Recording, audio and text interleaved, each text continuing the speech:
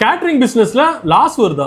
வணக்கம் மக்களே, நான் உங்க சந்தோஷ். 30 days 30 மிஸ்டேக்ல இன்னைக்கு டே 12. கேட்டரிங் பிசினஸ்ல பாத்தீங்கன்னா நிறைய காம்படிட்டர்ஸ் இருப்பாங்க. உங்க பிரைஸை காப்பி பண்ணுவாங்க, மேலே கீழே வச்சு உங்களுக்கு ஆர்டரே தராம பார்ப்பாங்க. அதே மாதிரி ஃபர்ஸ்ட் உங்களுக்கு ஒரு பிளேட்டோட காஸ்ட் எவ்வளோன்னு கால்குலேட் பண்ணுங்க.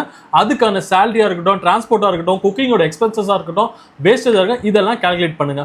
ஃபார் எக்ஸாம்பிள், ஒரு பிளேட்டோட காஸ்ட் 150னா நீங்க 160க்கு செல் பண்ணா ப்ராஃபிட் வருதுன்னு நீங்க நினைப்பீங்க. ஆனா அந்த மாதிரி பண்ணாதீங்க. டிசைடு ப்ராஃபிட் மார்ஜினை ஆட் பண்ணுங்க. உங்களோட காஸ்ட் என்னவோ அதுக்கான மார்ஜின் ஃபிக்ஸ் பண்ணுங்க. ப்ரீமியம் சர்வீஸ்க்கெல்லாம் லைவ் கவுண்டர்ஸ், அது மட்டும் இல்லாமல் வேற ஏதாவது மெனுஸ் ஆட் பண்றீங்கன்னா அதுக்கான சார்ஜஸ் எக்ஸ்ட்ரா சார்ஜ் பண்ணுங்க. ஸோ இந்த மாதிரிலாம் பண்ணும்போது உங்களுக்கு ப்ராஃபிட் கண்டிப்பாக வரும். லோ ப்ரைஸ் கொடுத்து நீங்கள் ஈஸியாக கேட்டரிங் ஆர்டர் வாங்கிடலாங்க. ஆனால் அது ப்ராஃபிட் இல்லைனா அந்த கேட்டரிங் பிஸ்னஸ் பண்ணுறதே வேஸ்ட். எப்பவுமே ஒன்று தெரிஞ்சுங்க, நீங்கள் கேட்டரிங் பிஸ்னஸ் பண்ணும்போது ப்ராஃபிட் ப்ளஸ் ஆப்ரேஷன் இது ரெண்டு காஸ்ட்டும் நீங்கள் கால்குலேட் பண்ணாதான் உங்களுக்கு ப்ராஃபிட் பார்க்க முடியும். கரெக்டான கால்குலேட் பண்ணால் நீங்கள் ஹெவி ப்ராஃபிட் பார்க்கலாம். நாளைக்கு இன்னொரு ப்ராப்ளத்துக்கு சொல்யூஷனோட வரேன்.